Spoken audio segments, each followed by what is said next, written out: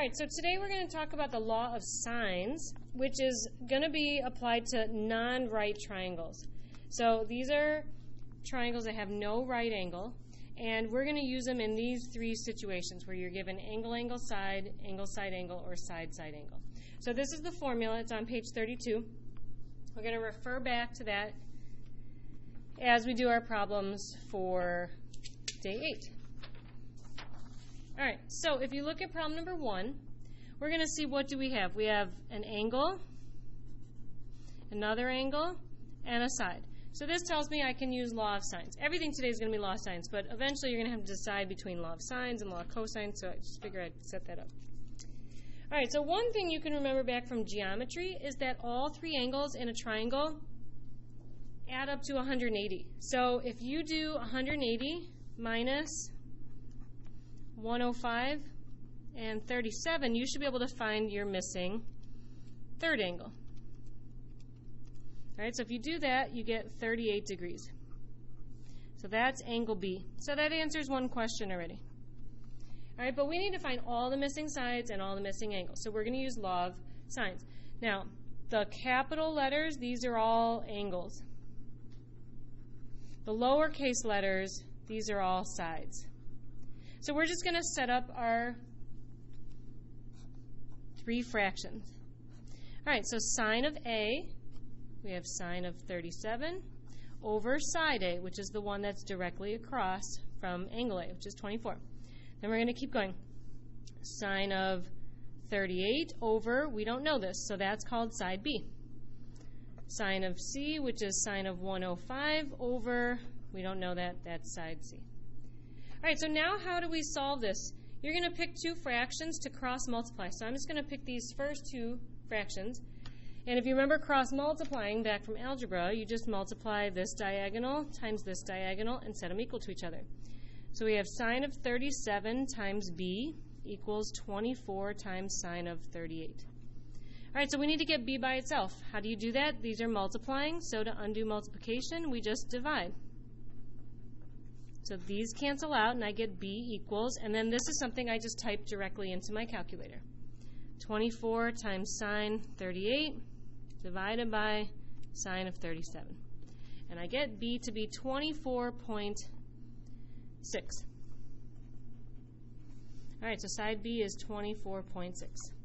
I'm just going to do exactly the same thing with C. This time I'm going to cover up this middle fraction, and I'm going to cross multiply this way. So I'm going to do sine of 37 times C and 24 times sine of 105. So I'm going to write that here. Sine of 37 times C equals 24 times sine of 105. All right, so now I just need to get C by itself, and to do that I just divide by sine of 37. So that cancels out here, and now I just need to use my calculator. So I'm going to do 24 times sine of 105. I could close the parentheses and then hit divide. Divided by sine of 37. Right, that gives me 38.5. Or if you want to, you could do sine of 24 times sine of 105, hit enter, and then divide by sine of 37, and then that's how you get your 38.5. All right, so at the very end, I'm just going to put in 38.5 here, 24.6 here.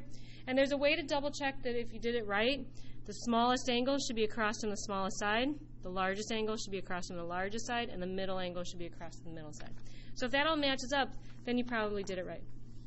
All right, we're just going to keep going. So number 2, we have angle, side, angle. So that's a situation where you can use law of sines again. So here we're going to use this formula. All right, I'm just going to set up everything I know. Since I already know 2 angles, let's just automatically find our third angle by subtracting from 180. So 180 minus 42 minus 26 gives us 112. All right, so now I'm going to set up my 3 fractions. Sine of 42 over, I don't know, side A. Sine of 26 over B, I don't know, side B. Sine of 112 over 8. All right, so when I cross multiply, I have to use the fraction that has the 2 numbers filled in, and then I'm just going to cross multiply. I'll just do B first. Okay, so b times sine of 112 equals 8 times sine of 26. And then to get b by itself, divide both sides by sine of 112. So that's gone. Now I just need my calculator. 8 times sine 26 divided by sine of 112. And I get b to be 3.8. All right, we also found angle C earlier. That's 112 degrees. All right, so I'm going to keep going. I'm going to cross multiply. This time I'm going to cover up my middle fraction.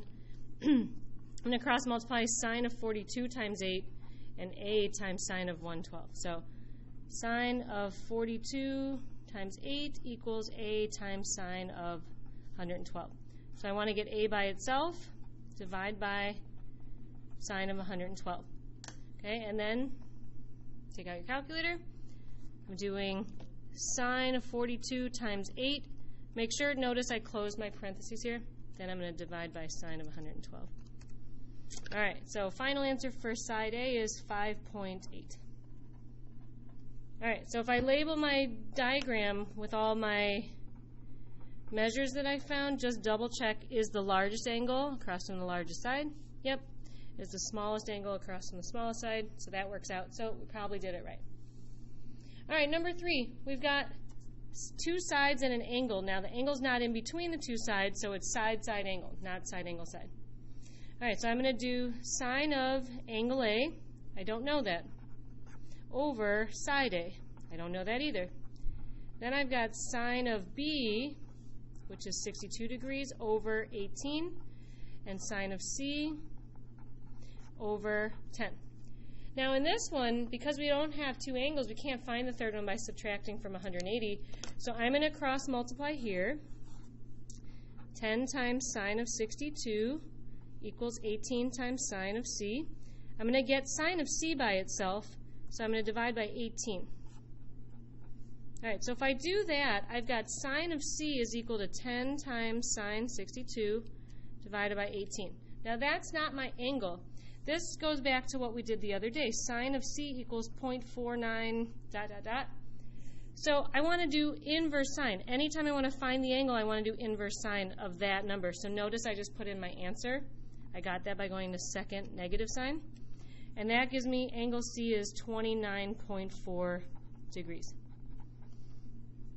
Okay, so now I'm going to fill that in my diagram, 29.4 degrees. And look, now I have two angles, so I could do 180 minus 62 minus 29.4. And I get this angle to be 88.6 degrees. All right, now that I know that, I'm going to put this back in my formula. So now I can cross multiply. If I want to cross multiply these two fractions, I'm going to move it over here. So I got a times sine of 62 equals 18 times sine of 88.6. All right, so now I'm going to divide both sides by sine of 62. All right, and then I'm going to use my calculator. So I'm going to do 18 times sine of 88.6 divided by sine of 62. Okay, so if I do all that, I get 20.4. All right, so that gives me my last missing side, so 20.4. All right, so double check. Here's my largest angle. That's my largest side. My smallest angle is the 29, and that's my smallest side. So everything sounds good. So I'm just going to fill in side A was 20.4. All right, last problem. They don't draw you a triangle, but you can draw the triangle yourself. So set up something with angles A, B, and C. Angle A is 105. Angle B is 12. Side B is 11. So we have angle, angle, side. All right, since we have two angles, now we know that we can just subtract from 180. So 180 minus 12 minus 105 gives us 63 degrees. All right, so right away we know our third angle. Now set up your three fractions. So sine of 105 over, we don't know side A, sine of 12 degrees over 11, and sine of 63 degrees over C. We don't know side C. All right, so let's just solve for A first. Okay, so we've got, we'll cross multiply. We got 11 times sine of 105 equals A times sine of 12. And since you want to get A by itself, you want to divide both sides by sine of 12. All right, so now you just type this in your calculator. 11 sine 105 divided by sine of 12. All right, so that gives me A to be 51.1. All right, and then last thing I need to cross multiply again. So I'm going to use these two fractions. So 11 times sine of 63 equals C times sine of 12. I want C by itself, so to undo the thing that's being multiplied next to it, you divide it and type that in your calculator. 11 sine of 63, close your parentheses, divided by sine of 12, and you get 47.1. All right, so if I just label that in my diagram, A is 51.1, C is 47.1. Here's my largest angle, there's my largest side, my smallest angle, and my smallest side. And then I'm all done.